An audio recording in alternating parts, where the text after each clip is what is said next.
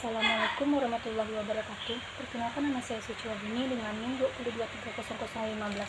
Di video ini saya akan mempresentasikan sebuah artikel yang berjudul Circular Economy Disclosure in the Corporate Sustainability Report, the Cost of Additive Content in Sustainability Rankings. Adapun tujuan dari penelitian ini adalah untuk mengeksplorasi bagaimana CE muncul dalam laporan keberlanjutan perusahaan yang terdaftar dalam peringkat keberlanjutan, secara lebih khusus keberadaan EK dalam 5 elemen pelaporan keberlanjutan perusahaan telah diselidiki.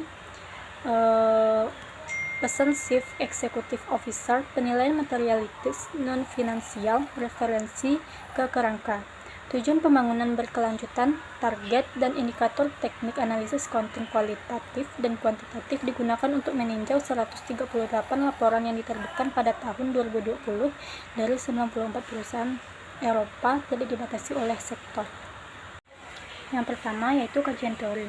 CE menawarkan alternatif restoratif, regeneratif, dan praktis untuk model produksi dan konsumsi linear, ambil, buat, dan buang. Saat ini, Yayasan Ellen MacArthur 2012, seperti yang telah disebutkan, telah berada peningkatan signifikan dalam artikel akademik yang membahas CE dalam beberapa tahun terakhir. Inisiatif sektor swasta dan jaringan perusahaan misalnya, Yayasan Ellen MacArthur sama-sama memainkan peran aktif dalam promosi EK di seluruh masyarakat. Meskipun CE semakin menonjol, beberapa kelemahan implementasi CE terus dibahas dalam literatur akademik. Yang kedua yaitu studi kasus. Studi ini melakukan analisis konten untuk menyelidiki penyertaan CE dalam laporan keberlanjutan perusahaan, menghasilkan daftar 13 artikel yang telah diulas. Dalam artikel ini dirangkum dalam lampiran A. Sebagian besar telah diterbitkan dalam beberapa tahun terakhir, menyoroti meningkatnya perhatian akademis terhadap relevansi CE dalam literatur pelaporan keberlanjutan.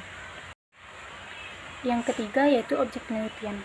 Objek dari penelitian ini adalah melakukan analisis konten untuk menyelidiki penyertaan CE dalam laporan keberlanjutan perusahaan, menghasilkan daftar 13 yang telah diulas dalam artikel ini, dirangkum dalam laporan A. Sebagian besar telah diterbitkan dalam beberapa tahun terakhir, menyoroti meningkatnya perhatian akademis terhadap relevansi CE dalam literatur pelaporan keberlanjutan. Selanjutnya, yang keempat yaitu teknik analisis data. Metode analisis yang digunakan untuk membuat kesimpulan secara objektif dan sistematis adalah pendekatan kuantitatif, dan kualitatif. Untuk analisis isi digunakan dalam penelitian ini untuk yang pertama yaitu mengukur isi dalam informasi tekstual untuk mengamati pola dan kecenderungan secara sistematis dan dapat ditiru. Yang kedua yaitu memahami dan menafsirkan penggunaan kontekstual konten ini melalui pemeriksaan dan perbandingan berulang. Selanjutnya, yang kelima yaitu hasil penelitian. Hasil penelitian ini menunjukkan bahwa semua perusahaan secara eksplisit merujuk CE, namun hanya 7% dari mereka yang mengintegrasikan CE dalam kelima elemen pelaporan keberlanjutan. Kurang dari sepertiga perusahaan ditemukan menyertakan target dan indikator CE yang menunjukkan bahwa secara keseluruhan konten CE dalam laporan keberlanjutan sebagian besar dangkal dan tidak konsisten. Investigasi ini memberikan gambaran deskriptif tentang tren dan kekurangan pelaporan CE saat ini, serta merinci implikasi yang relevan untuk akademis dan praktisi yang mengembangkan laporan keberlanjutan dan penilaian CE. Baik, itulah hasil presentasi dari saya. Kurang dan lebihnya saya mohon maaf. Akhir kata saya ucapkan Assalamualaikum warahmatullahi wabarakatuh.